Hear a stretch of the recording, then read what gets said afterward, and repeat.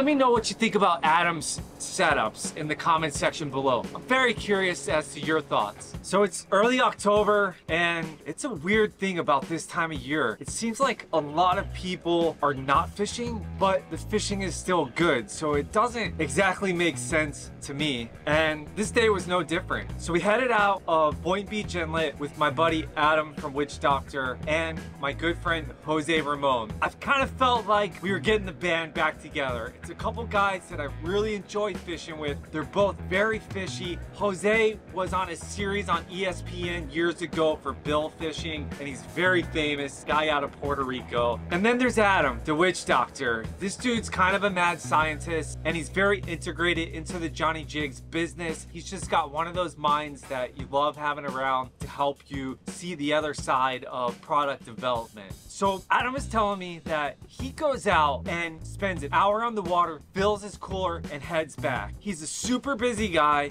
He's had a couple surgeries since I've known him with his back, and he's not able to go out there and really grind like I am manually, but he still gets out there and fills his coolers in an hour. What he told me was, Johnny, I'm not paying $30 a pound for fish. My family, we love to eat it, so I have to capitalize on the time that I'm out there. And then he started explaining to me what he's doing, and it was hard for me to visualize all of this in my head. And I was like, you know what, dude? Let's just get on the water. Let's go out there, show me what's going on and how you're doing this. So today I'm using an auto jigging system as well as manual jigging, and we're probably going to put some bait rigs down. But one of the things I've got here is Johnny Jigs auto jigger with a Daiwa Seaboard 400 here, and it's loaded with 20-pound test, and we're fishing about 350 feet of water. What's nice about this is I can fish multiple rigs, multiple setups automatically, and let that thing work its way up while I work around the boat. Get in position, try for other fish, and that'll sit there and fish while we can get 3 rods going simultaneously, which is great. John's hooked up here up front. We are tight. Doubled up, baby. Oh, we doubled up, Mr. Jose Ramon. This guy swam up in a hurry. I had to catch up to him. I was hoping that we'd get tight quickly because I wanted to show you guys our new Trinity in action. I wanted to show you it on some bigger fish. I wanted you to see it bent over and really understand this rod, because I personally believe that this is hands down, bar none, the most amazing slow pitch rod to hit the US market. Looks like Jose's got a bigger fish. He's pulling some serious drag. Look at Jose's reel. He has the new Daiwa Saltiga. So you could only get that reel in Japan for quite some time, and now it's actually available here in the US. Jose, I want to see what these fish look like this time. Should be getting pretty close here. He did take a little bit of drag from me.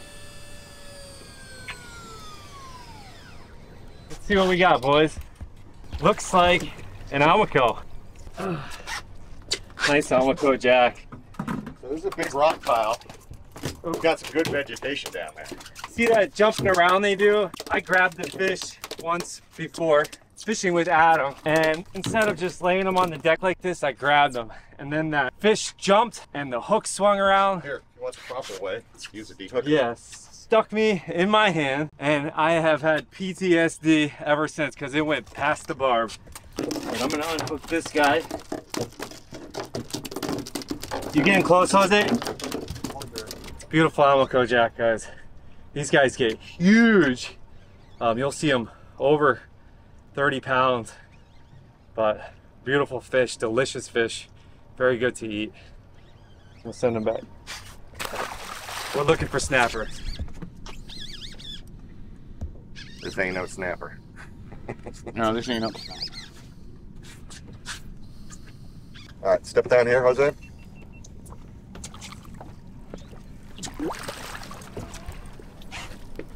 Oh, that's a big one. He's long and... That's an AJ. Oh, that is an AJ. I was gonna say that's a long, skinny Almaco. It's definitely an AJ. Very nice cool. fish. Yeah. A little too small though. Go back, do it again. So I landed one fish. There was just some donkeys down there, and for whatever reason, they kept coming unglued. It was no fault of my own. My hook sets were definitely spot on, and sometimes they just spit the hook. Got him, baby. Woo. Got him, baby. That didn't take long, fellas. Oh no! Biscuit. Got a rip fish here. That's a big one. Oh, nice grouper. Nice grouper. Nice grouper. Damn, son. Nice rig grouper. They're off season, right? Yeah. It's closed here? Are they? I don't think it is. Let me see. You get them unhooked, I'll check. We're in state water. I actually thought red grouper season was closed. I just assumed everything was closed because they've closed so much stuff on us in the past few months, but red grouper is open. Open, baby. Yeah, I didn't think it was closed. Open. That's a keeper. Yeah. Where are these fish sandwiches, baby? Hey, auto tight. Yeah, baby. We got us a vermilion snapper here. Yes, sir. Yes, sir. So the thing about the auto, which is the new rod that we just put out, that's with the Alps aluminum bent butt. The interesting thing about it is that it's not just for auto jigging. It has multiple applications to it. And that was something that has been developed over time because our initial thoughts in making this rod was it's just gonna be to hit that auto jigging setup and then go ahead and be able to drop a jig simultaneously with it. But in actuality, you could fish bait with this rod, and it's cheaper than the traditional bait rods on an electric outfit that you get. So you're able to take a Baku ball and tip it with a piece of squid. I can promise you guys, the Baku ball works by itself, but it is way more effective when you put a piece of squid on it. So you could drop that Baku ball down to the bottom, put it on a slow retrieval. So if you're using a Daiwa Seaborg 300 or 400, it has a speed dial on it. Put that speed dial somewhere between 6 and 8 and let it slowly retrieve back until you come up about 50 feet and then drop it back down. Application number 1. Application number 2, if you're going out for tunas and you want to put a second outfit down, you can put the jig on it, put it in auto jigging mode, and then select the jigging style you want it to do. There's multiple different variations that you can do. You could set it up manually. I have mine set up manually the way that I like it, and maybe one day I'll share with you guys how I do it. Hooked up on auto. Let's see if I get another one on the jig. Dude, it's so awesome how the tip really has a good amount of give to it as the fish pulls, so you don't pull the fish off. Jose just got a vermilion as soon as he dropped down, and then boom, I threw the auto down, and as soon as I hit bottom, I was tight. Here we go. Oh, mutton, boys! Mutton! Yes, sir! Look at that, dude! Mutton snapper! Hopefully he's close. He's close. If he's... They gotta be 18. We're gonna get him down quickly if he's not big enough. You got a measuring tape? Yeah, right here. Let's give him a quick measure because if he's short, I want to put him back down quickly. Nice mutton. Let's go give him a quick measure. Where is it? Right there. He is just short, so we're gonna get him down quickly. Hopefully he swims down. Give him a good push. You need it descending until it's in that box. He's down. This close to being a keeper. That would have been an amazing dinner for my family tonight, but hey, let's try again. Another one of my favorite fish that come over the rail from time to time is a porgy, and I don't think a lot of guys know how delicious porgy is. And when you fillet this fish, it is a very pure white flaky meat. They will eat the jig, they eat the bait, they kind of hang out where the snappers and the groupers are at, and honestly, it's one of my favorite fish to eat. So for me personally, it was pretty cool because I was fishing bait and I was jigging at the same time.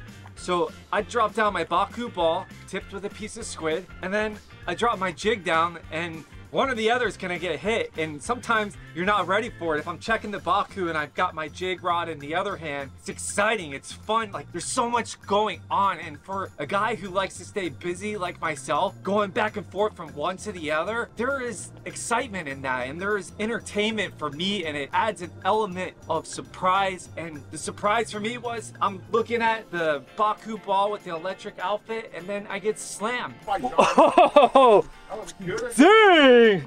Something wanted that jig, boy. That was awesome. You're coming up like the right flavor, boys. Coming up like a grouper, huh? Coming up like a grouper. You know, it was a red grouper that was a little bit short, but I wasn't expecting it. So when he hit, it was just all that more exciting. And once again, I pulled up a mutton on the Baku ball, and honestly, it was a really good day. I might be in here. Oh, that's a puller. Alright. Oh, it's cool. Oh, it's a cobia. Cobia. Think he's legal? He's supposed to. Huh? Hold on, let's see. I think we can untangle. Whoa! You're under. I don't know. How big is it? Wow, it's gonna go crazy. Watch it. 36 inches. 36. I don't think he's 30. He might be. He's gonna go back in the water. And there he goes. He's a little beat up, but it'll be fine. We caught several red groupers. We could have limited out on beeliners if we stayed out there later. And then Adam really got into showing me how he puts this spread. This dude is fishing 3 to 4 rods at the same time, goes out for an hour, hits these incredible spots that he has, limits out, and then heads back in. And I think there's a lot of guys that are really sitting in the same situation as Adam, that it's like they want to go out, they want to catch fish, they don't want to pay $30 a pound at the supermarket, and this is highly effective. So the bent butt on this rod can fit in your trolling holder in the back at an angle, and then it also fits in the 90-degree angle. So there's several holders around the boat that can actually fit this Alps aluminum bent butt. So you're able to fish multiple of them off the boat. And then the next thing is you can pull this out of the rod holder, and the butt actually fits pretty nicely up against your hip, being able to fight a fish. I got your line. You got my line? Yeah. Shark. There you go.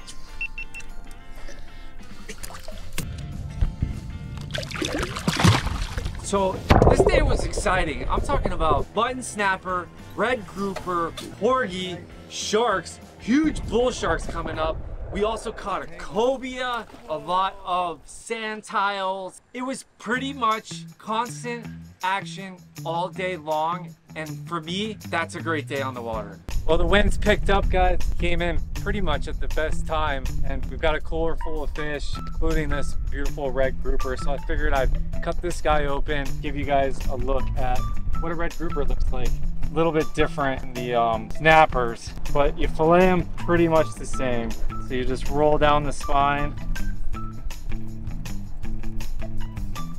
just like so, and then I like to come back the other way and stay right on top of the skeleton if you can.